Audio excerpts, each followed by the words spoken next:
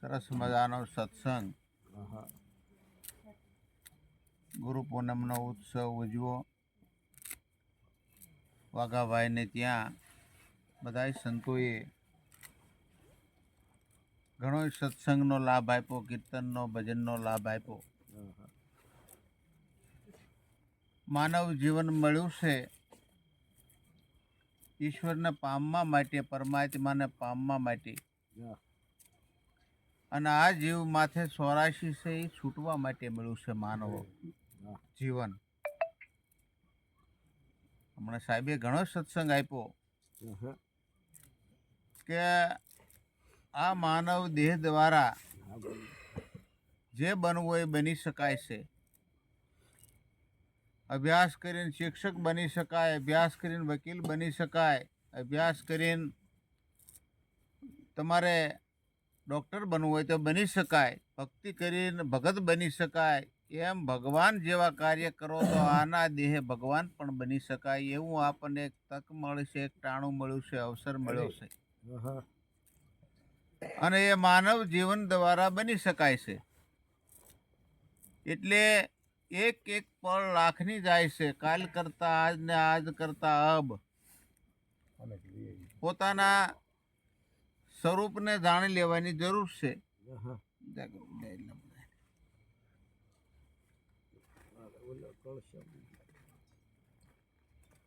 હું કોણ છું, ક્યાંથી આવ્યો, દેહ પડે પછી મારે ક્યાં જવાનું છે.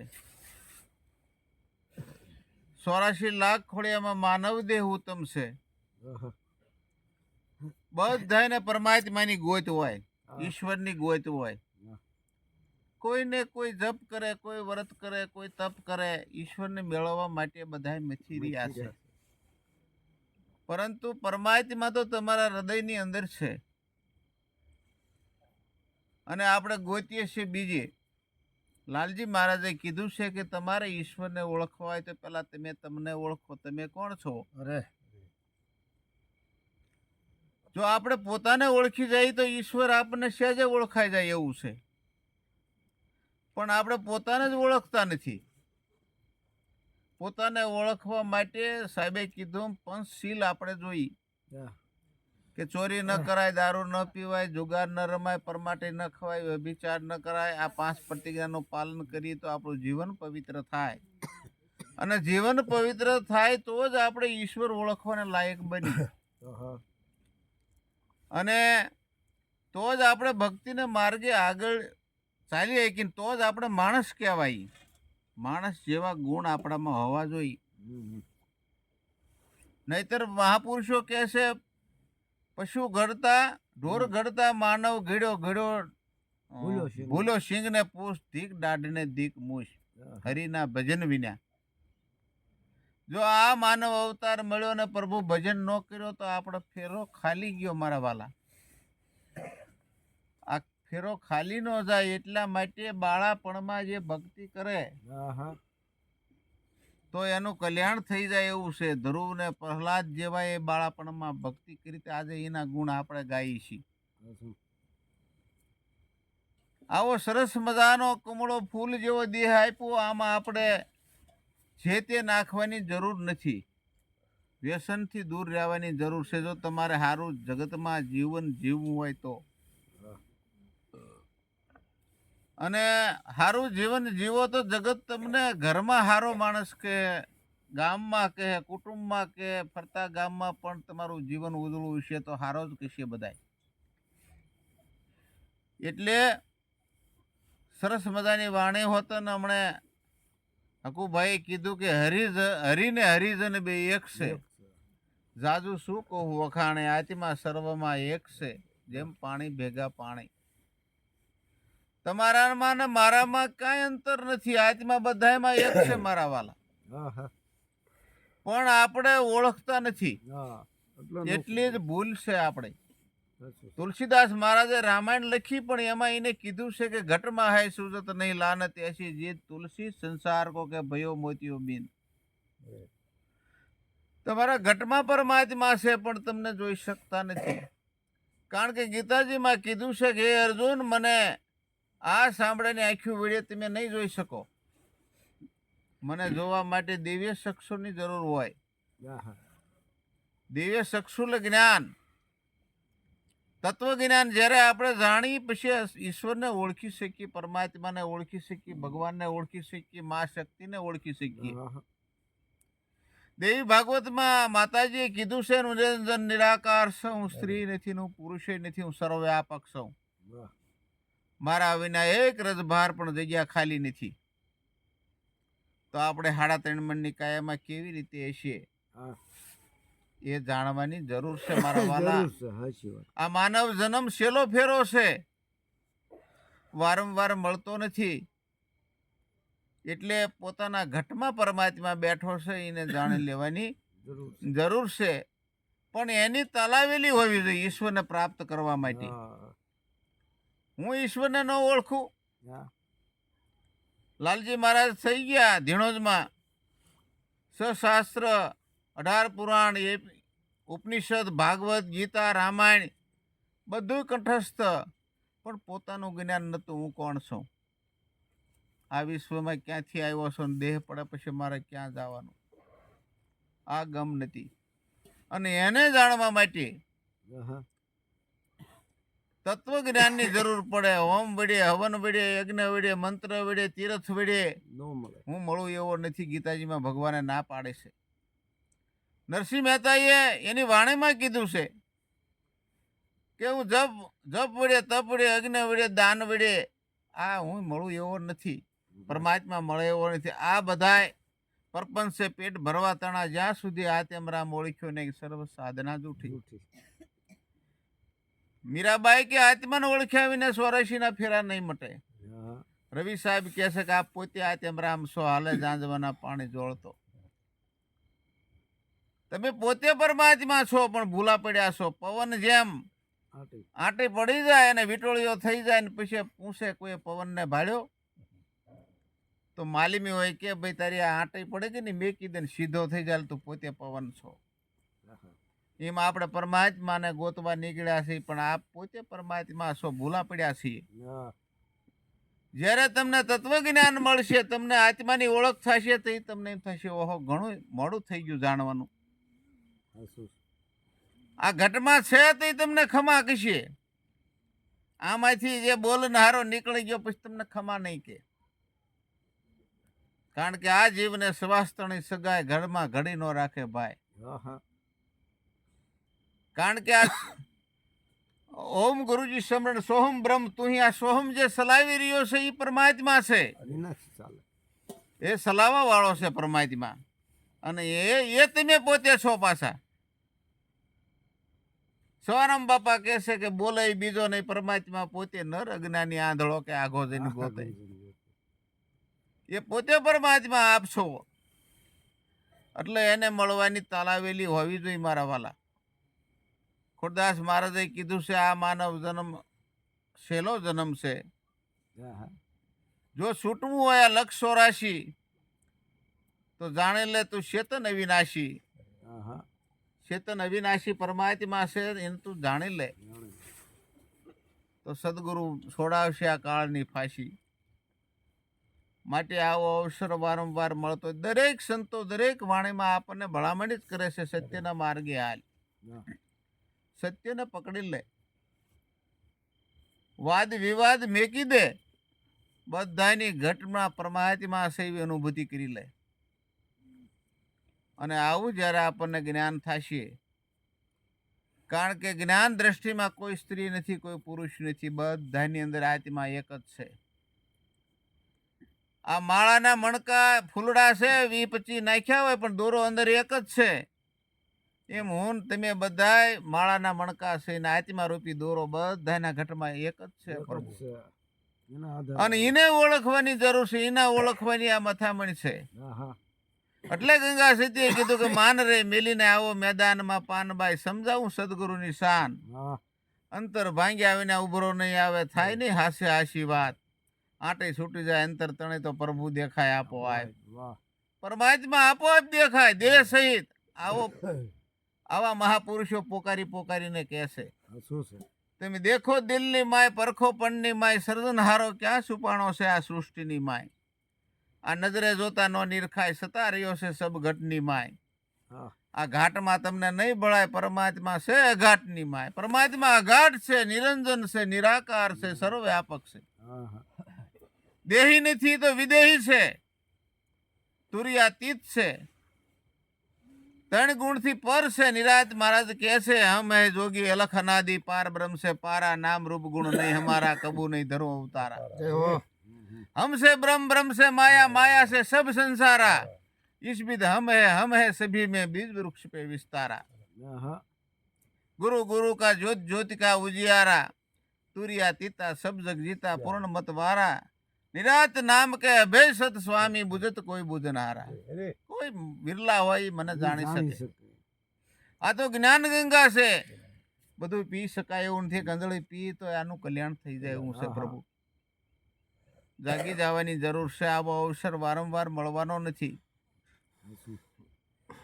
એટલા માટે એક એક પળ લાખની જાય છે, અને એટલી તાલાવેલી જાગવી જોઈએ કે હું પોતાને ન ઓળખું.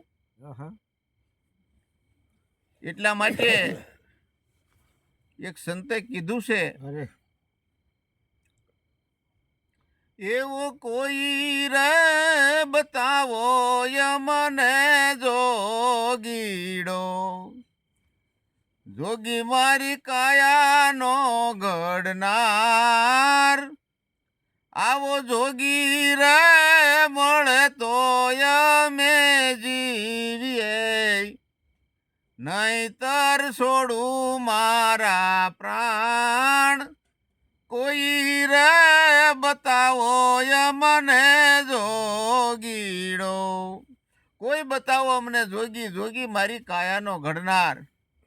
જોગી મળે તો હું જીવું, નહીતર છોડી દઉં મારા પ્રાણ. આટલી બધી તાલાવેલી હોય તો એને પરમાત્માની અનુભૂતિ થાય.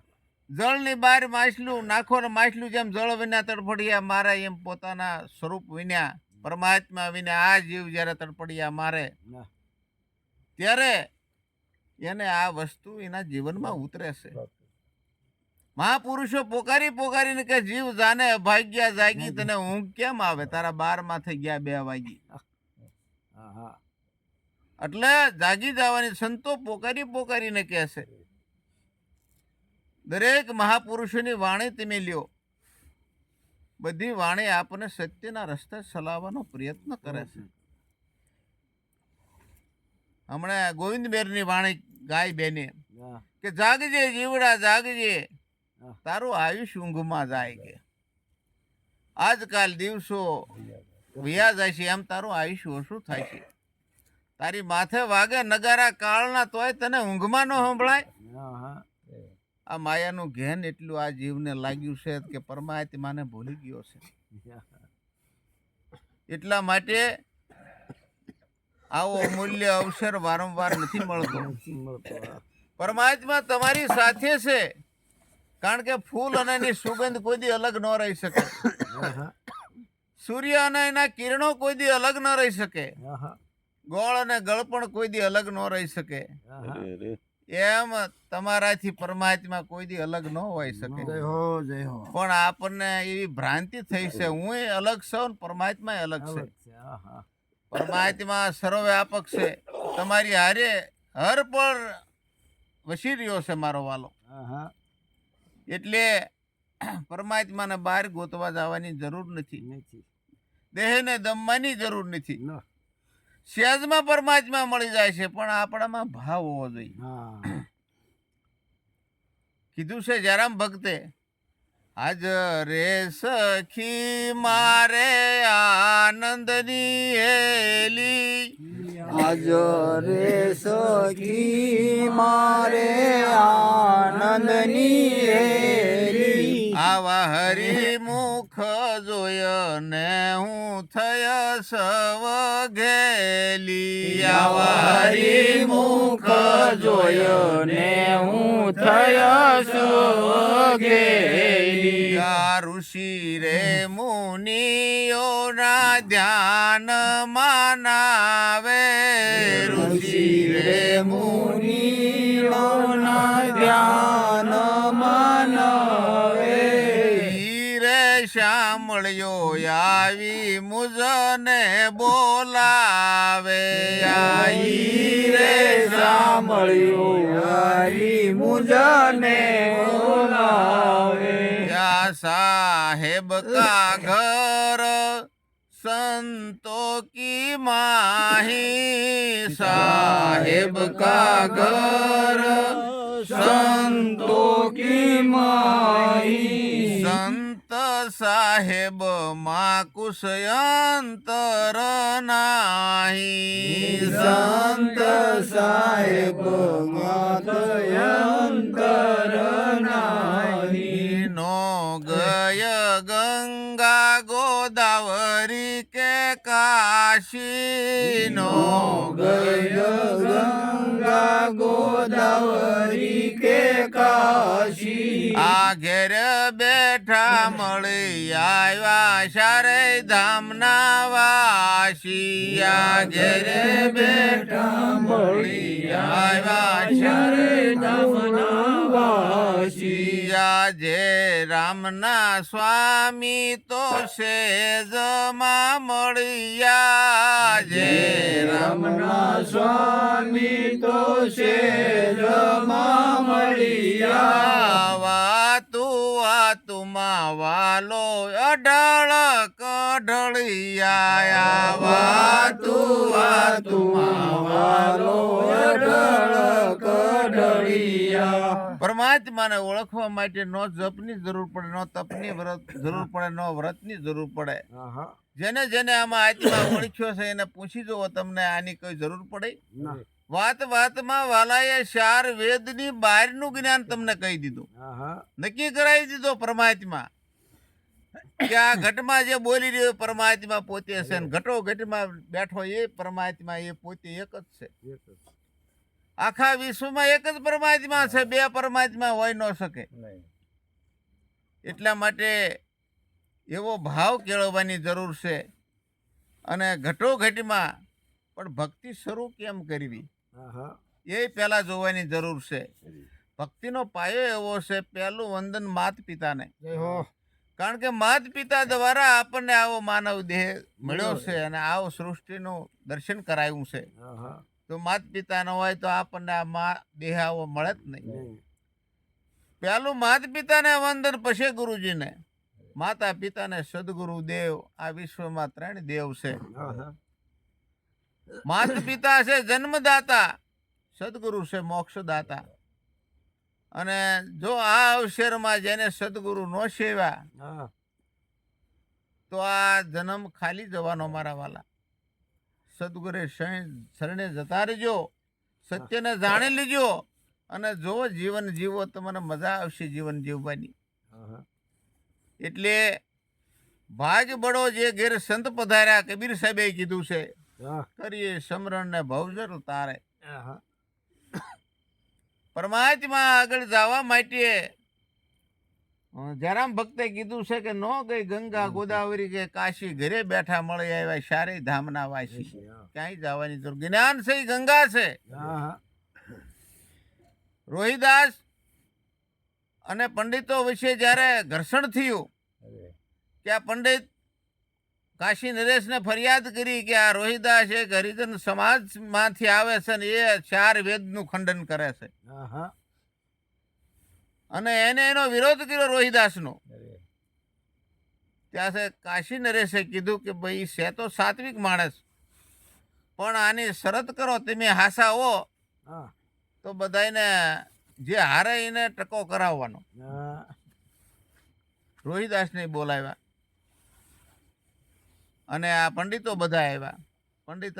પંડિતોને કીધું તમારો શાલિગ્રામ લેતા આવો. અને રોહિદાસ એનો શાલિગ્રામ લેતા આવે.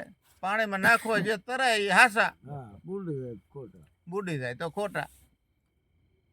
અને પંડિતો લાવ્યા શાલિગ્રામ પથ્થરનો, પાણીમાં નાખ્યો, તળિયે વયો ગયો. રોહિદાસને કે તમારો શાલિગ્રામ આવું નાખો, કે મારો શાલિગ્રામ જ્ઞાન ગંગામાં નાય, કે આ જળમાં ન નાય, કે મારો સત્યરૂપી શાલિગ્રામ છે અને જ્ઞાન ગંગામાં નાય. આ જ્ઞાન છે, આ બધાની આ જ્ઞાન ગંગા છે, આમાં આ મારો શાલિગ્રામ કે તરે. તે બીજા સંતોની સાક્ષી રોહિદાસ જીતી ગયા. પછી ઓલા પંડિતોને ટકા કરાવવા પડ્યા, તેદુના ટકા છે.